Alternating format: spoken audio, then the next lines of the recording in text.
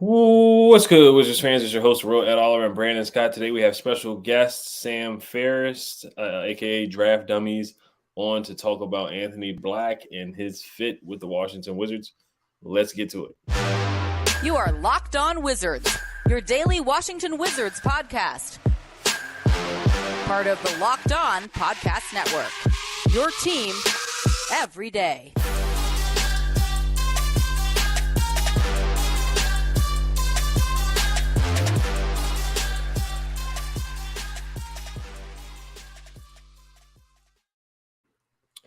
So thank you guys for making Locked On Wizards your first listen every day. We are free and available wherever you get podcasts. Today's episode is brought to you by Birddogs. Go to birddogs.com/LockedOnNBA. And when you enter promo code LockedOnNBA, they'll throw in a free custom Birddogs Yeti style tumbler with every order. All right, so today we're going to talk about Anthony Black and how he would fit on the Wizards and his strengths and weaknesses. So Sam, my first question is, where do you have Anthony Black ranked on your draft big board?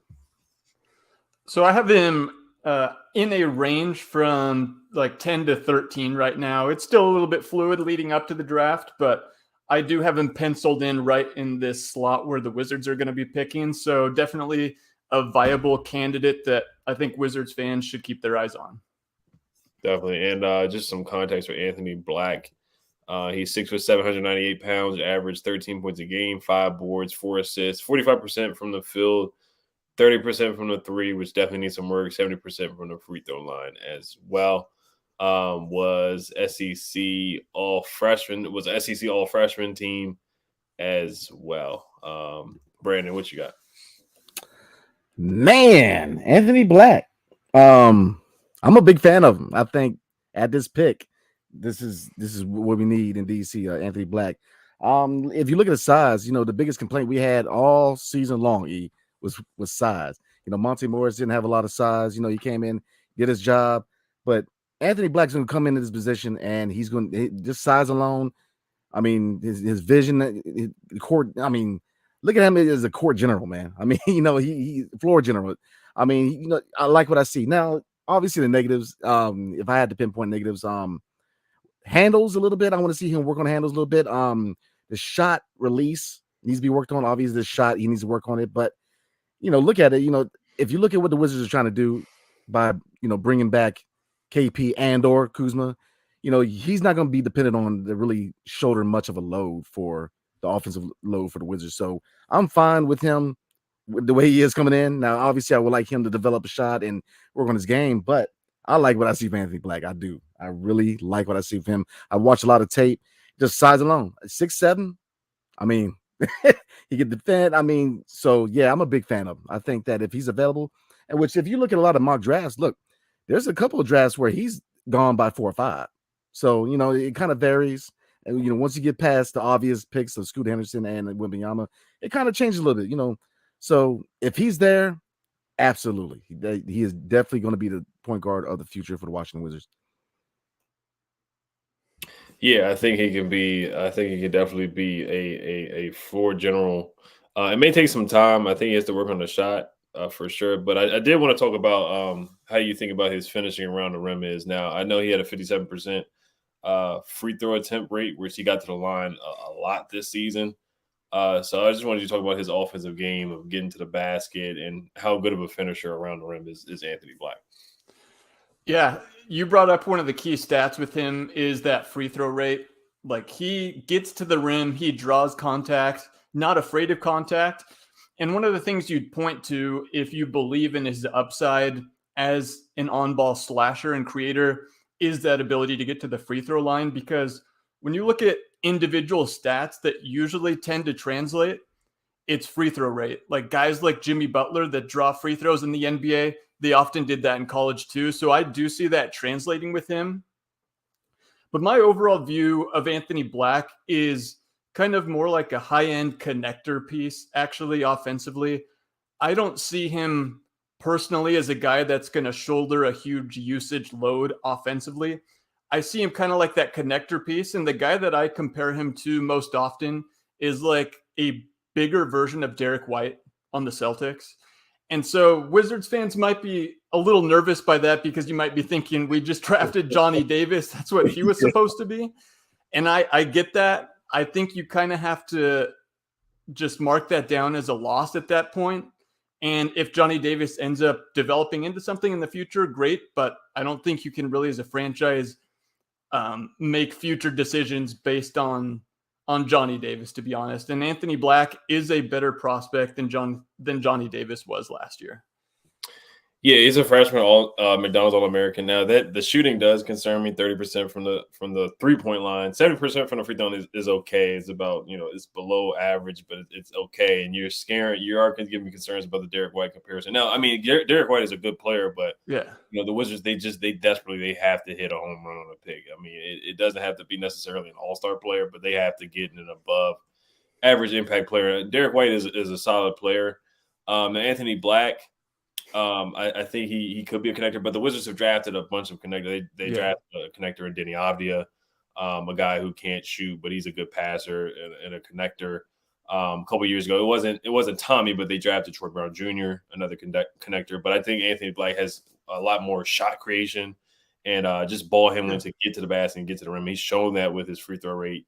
In the Maui Invitational, he was more of a scorer, but it looked like throughout the year, he had to become more of a facilitator. Nick Smith got injured, and then I'm probably mispronouncing his name. Trayvon Brazil got injured. How do you think some of his teammates and just them not being able to knock down open shots that affected his offensive game? Yeah, you make really valid points. In Arkansas, I think I watched more than any other team this year because of the number of prospects they had on their team. But yeah, it's key to understand what was going on with that team this year, because Nick Smith was supposed to be the guy for them. He was supposed to be top 5 to 7 pick. Anthony Black was looked at as more like a guy that was going to go in the teens, likely to be a one and done, still a really good prospect. But Nick Smith was the guy. But he got injured, and when he came back was really up and down, and especially poor defensively. So frankly, they were better with Anthony Black than they were, running the offense through Nick Smith.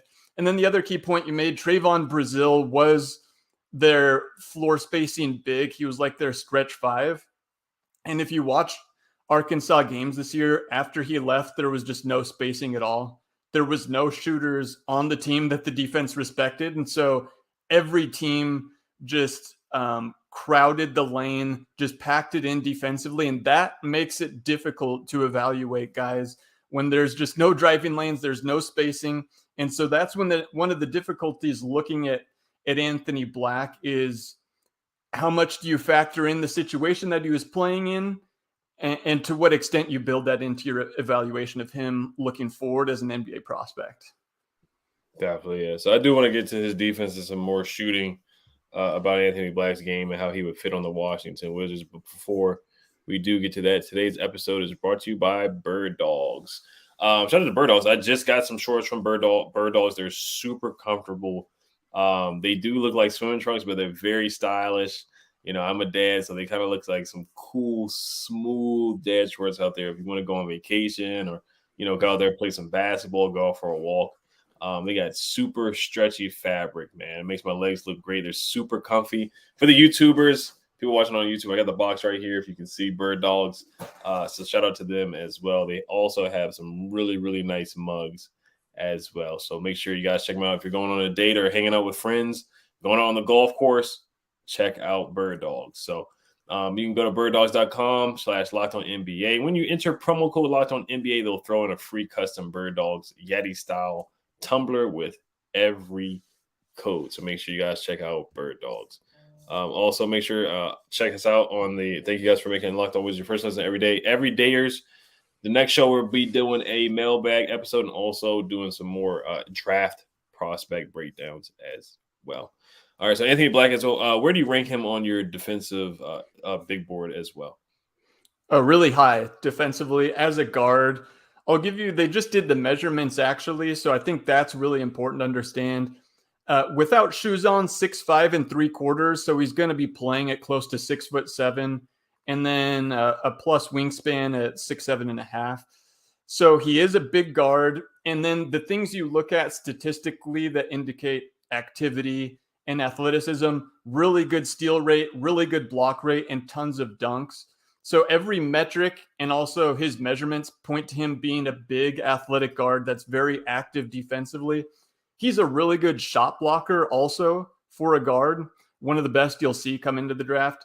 So that combined with really good instincts make him one of the best defensive prospects in this class, especially when you look at guards.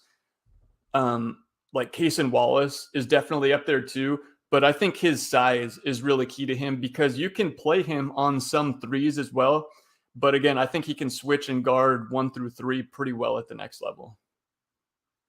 Okay, so he would be your point of attack defender. He would take on guys like Tyrese Halliburton and some of the top point guards in the league. I saw he had 5 steals against UConn in that game. He was just a pass that had a bunch of deflections. In that game. Brandon, what did you think about his defense? I loved it, man, because again, this is what we need. Looking at the point guard from last season, Monte Morris, what was the big deficiency with him? Size and defense. That was, he came in and he did his job, but bigger guards, he couldn't handle bigger guards. And his defense, just his size, he was a non-factor in defense. So his defense, like you said, he's pesky. He's pesky. That's what we need. A guy that's going to shut down the opposite point guard. So, if you take that into account and you take into account of, just his vision as a floor general, that's exactly what we need. We mentioned it before is that, scoring wise, I get it. There's a lot to really want from his shooting and his score, but we don't need him to be a scorer. We have Bradley Beal, the 2 guard. We got Kuzma can shoot it up. KP can create for himself. So just him being the floor general, but getting back to defense, love it. Absolutely love it because that's what we need. A taller guard who's got that dog in him. We said it all year long. We need guys who got that dog in them, got that attitude. Who's going to be pesky. He's going to be in people's face. Going to die for loose balls. We need guys who have that dog in them. So, getting back to his defense, I love it. I love what I see from a defensive standpoint with Anthony Black.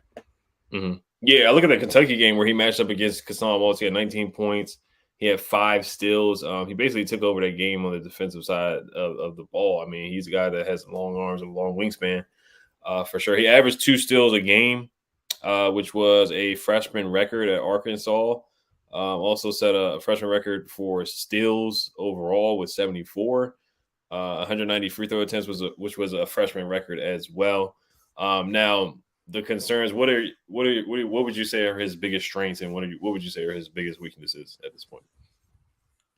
Yeah, so I'll play off the Derek White comparison a little bit more in that Derek White is one of the best defensive guards in the NBA. And I think Anthony Black has the potential to be that. And Anthony Black's a few inches taller, which is really important too, because usually when you look at projecting to the next level, length is one of the key indicators, and he's got that at the guard position. But offensively, similar to Derek White, really good slasher, really high IQ player, but he's not really a willing shooter, and he also doesn't shoot at a very high percentage either. But it's the at times unwillingness to take threes that turns me off a little bit as a prospect, because when I envision him in a few years in playoff games, he just feels like a guy that teams are going to be fine leaving open from 3.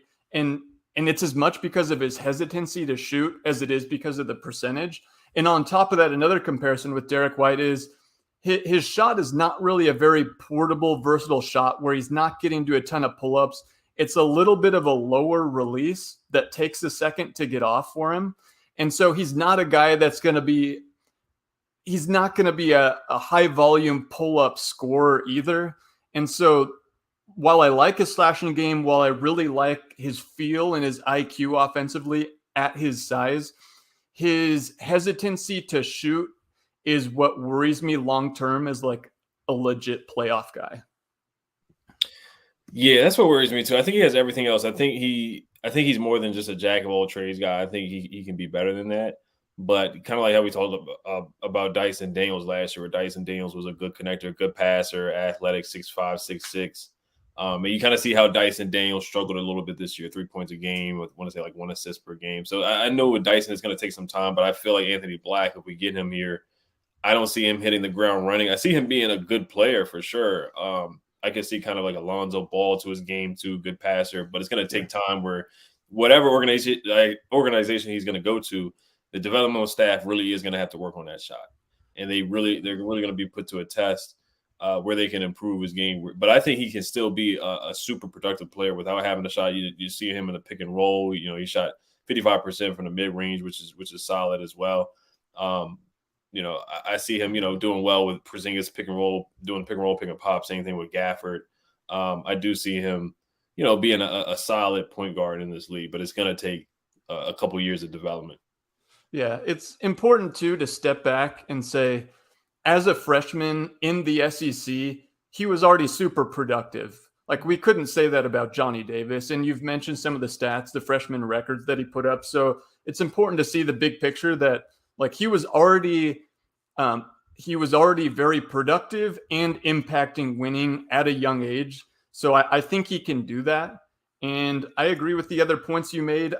And it's funny, we're all on the same page here. I had Dyson Daniels listed as my second comp for him.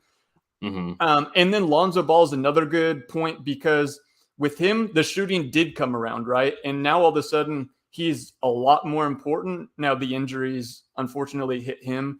But if we project forward and say, if Anthony Black does end up shooting better than I'm projecting, plus he's a much better slasher than Lonzo Ball, then we're talking about a real core piece for the Wizards moving forward. Yeah. What do you think, Brandon? Oh, I completely agree with everything you guys said. I mean, yeah, I get the shot. I mean, I get it. But again, I'm not too worried year one, because, again, we're not dependent on that shot. What I want for him is the defense and this division as a passer. I want a point guard who's going to come in, they hit all points again, to come in, defend the other point guard. He's going to use his size on defense, and who's going to play point guard, play quarterback. I'm not, if he scores, that's cool, but it's kind of like what we said all year about Denny, man. When he scores, that's cool, but what he provides is defense. So to me, I get the downside of Anthony Black, and I get it. But saying that, his defense, I'm loving his defense, and I love his vision as a passer. So to me, the shooting, the scoring, that's something they can work on. But what we desperately need in DC, man, is a guy who's going to find open shooters. And really the biggest thing to me personally is just his size and defense. Because, I mean, if we had size and defense at the point guard position last season, I mean, honestly, do you think that we win more games? Oh, 100%. Yeah, I mean, so that's, to me, that's how important those characteristics are, Anthony Black, because, size and defense, Monte, again, he did what he did. He did what he could, but he was just too small of a guard, man. And so I think Anthony Black is going to be a game changer for this franchise. I really do. From year one, I do believe that. I've been high on him, before his name really popped out, because I know about 6 months to 8 months ago, the big, obviously outside of Scoot Henderson, Nick Smith was getting a lot of publicity, but I've been big on Ant Black, man, for a while. So I think he's going to do well in DC. Mm-hmm. Oh yeah, Brandon, you can go ahead to your question. Outstanding. All right. So looking at the current roster construction of the Wizards, the management has made it known that they're going to try to run it back with Kristaps Porzingis, Kyle Kuzma, and Bradley Beal. So obviously, we're talking about Ant Black in the point guard position. So if we draft Anthony Black, do you see him contributing right away and starting? Or do you see him kind of sitting on the bench and learning behind a veteran point guard? Because there's been names like Chris Paul have been brought up. So what do you think's best for the team? And what do you think's best for Anthony Black as far as his career and his development? I mean, assuming the Wizards continue on the path to trying to win as many games as they can, there's always the chance that maybe they pull the plug, make some unexpected moves, and go more in on, the youth situation, the youth track. But right now, I would expect him to be a guy that comes off the bench. I certainly would expect him to be more impactful than Johnny Davis was last year, unfortunately. So no, I wouldn't bet on him starting. I mean, I think the Wizards kind of have their group. I mean, depending on what happens with guys like Kuzma, but DeLon Wright's going to be back next year as well. So I don't know that they need him to start, and I don't think there'll be that much pressure on him to come in and contribute right away. I think they'll let him develop, but I do think that he will be good enough to get minutes right away. It's not going to be a situation where he's unplayable and I think they have to send him to the G League. So I think it'll be kind of a mix of the two, where they'll bring him along slowly, play him off the bench, play him in a group where he's got spacing around him and they can really use his defense. You said you think he would be in the G League? No, I don't. I don't think he'll be sent to the G League like Johnny Davis was last Okay. year. I think he can play minutes right away. So that's what I was saying. I don't know that he starts, but I don't think he's going to be just sent to the G League. Mm-hmm. Right. Yeah. I think he'll be ready to play. I think he will get in and have meaningful minutes for sure. I think he's ready to play right now. But I think it's going to take some time just because of the shot. But I do watching this game. He's very crafty. He's very shifty. He can make guys. He can get to the basket easily. He can get to the free throw line. He can finish through contact. So I think he's going to have an impact for sure. Day one. And I think, he may not start, but I think he can definitely come in and contribute. Well, I mean, we talked about Chris Paul, which, if you look at Chris Paul and his contract situation, and I get it that he's 38, and, he's not the Chris Paul from LA. He's not the Chris Paul from New Orleans. But, I think that if we're able to find a veteran point guard where Anthony Black can kind of sit back and learn from him, I think not only is it good for the franchise, it's good for him as far as longevity of his career. Because, like you said, I'm a big fan. I think he can come in and he can start right away. But, what's best for the team isn't always what's best for the individual player. And, yeah, he can come in and play and start. But I think as far as longevity and his development, I'd like to see him learn behind a veteran. Now, obviously, that's easier said than done because we got to go out there and find a veteran. And obviously, if you look at Kyle Kuzma and KP, one of them aren't coming back, which I always said I thought that was Kuzma won't come back as far as getting that point guard. But, yeah, I agree. I think that him coming off the bench is the best thing for him personally. But, and then, we said it before. It's hard for a rookie point guard to come in and lead a veteran core. It's hard because, the equivalent of point guard is quarterback. You got to have that chemistry with your guys, man. You're the guy who runs the offense. You dictate pace. You are the quarterback equivalent, so, and that's one factor. But do I think that he could come in and start? I believe so. But there's obviously going to be growing pains. And so to mitigate that, I definitely think we need to go get a veteran point guard. But, you mentioned earlier comparing him to players.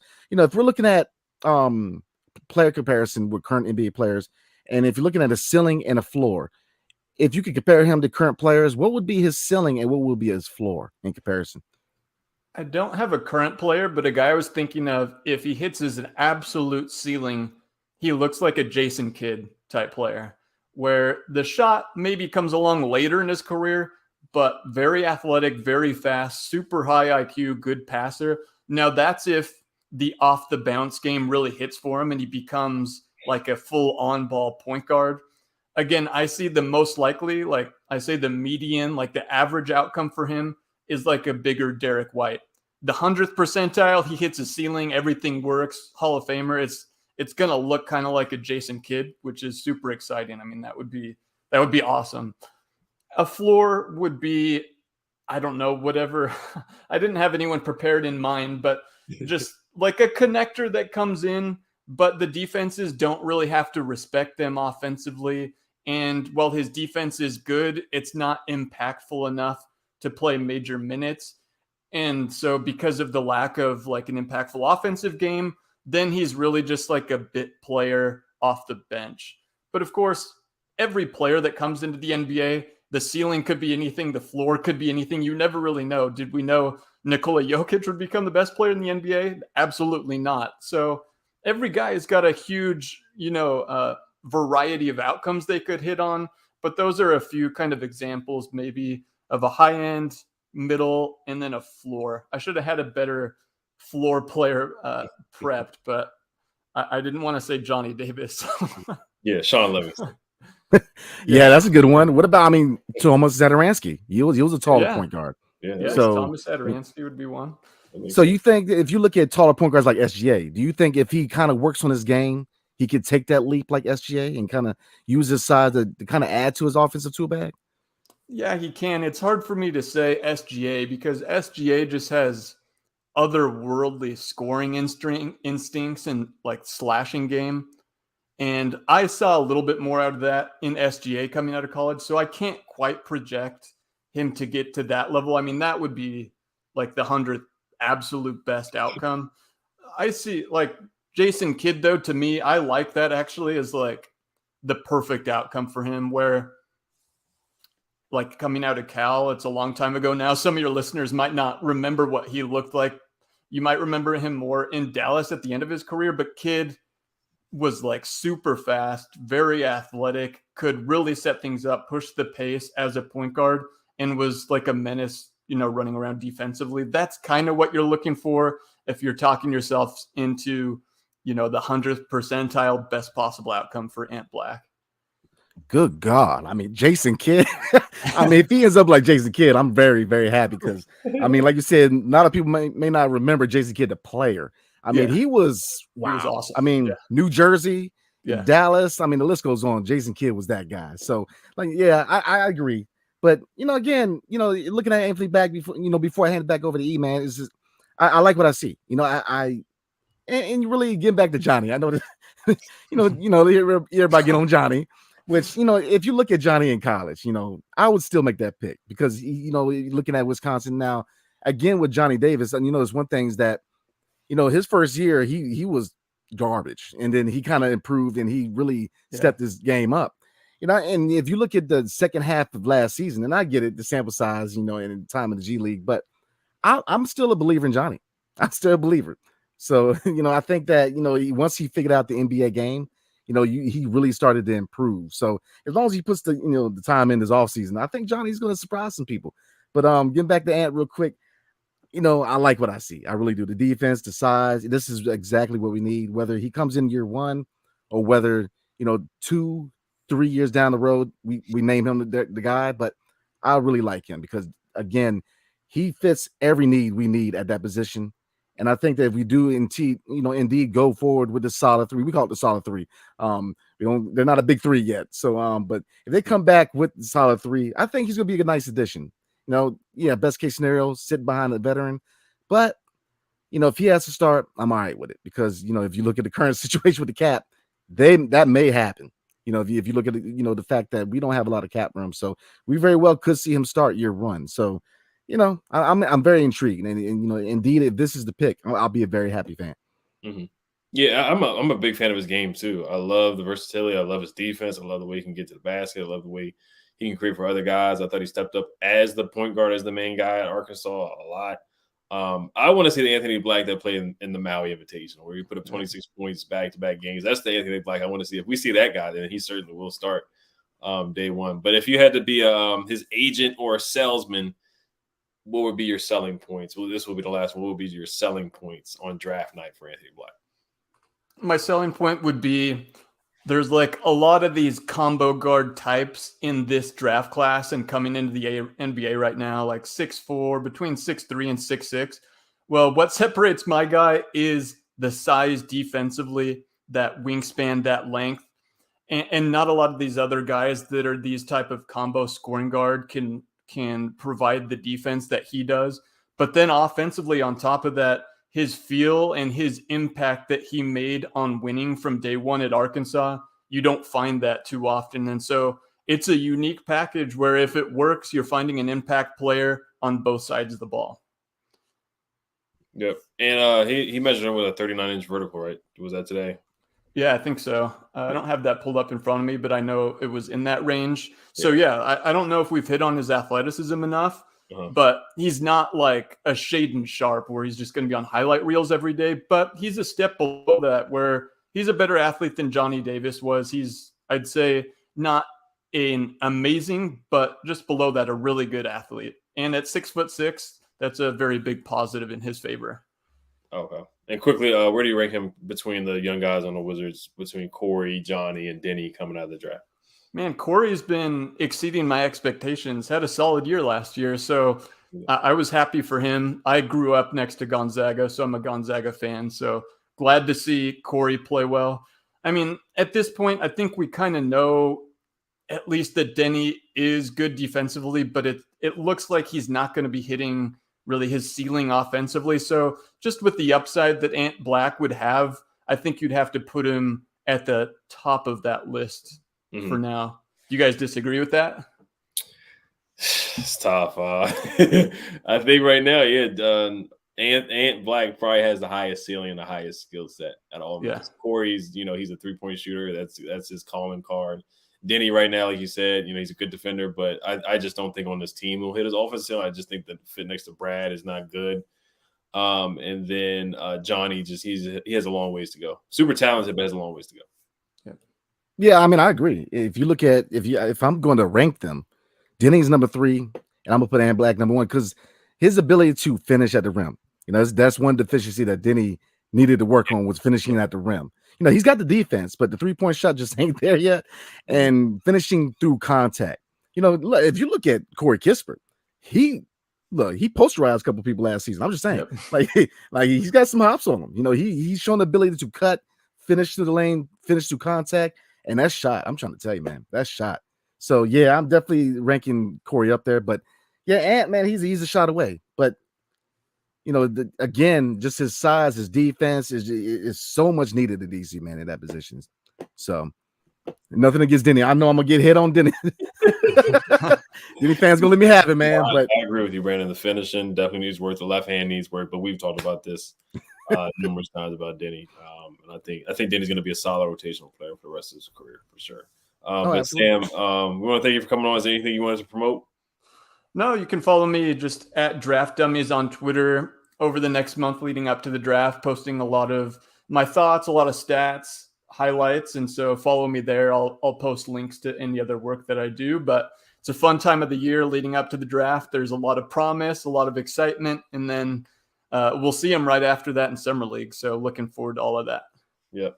Thank you, man, for coming on. We'll definitely have you on again very, very soon. So thank you guys for making Locked On Wizards your first listen every day. Now, for everydayers, make sure you guys check us out talking about the GM search as well. There's an update we got to get to, and then also a mailbag episode next week and a couple of draft prospect episodes as well. And Anthony Black did have an interview with the Wizards, if you guys did not know. So thank you guys for listening. Make sure you guys subscribe, hit the notification bell on YouTube, and subscribe to our podcast wherever you guys get podcasts.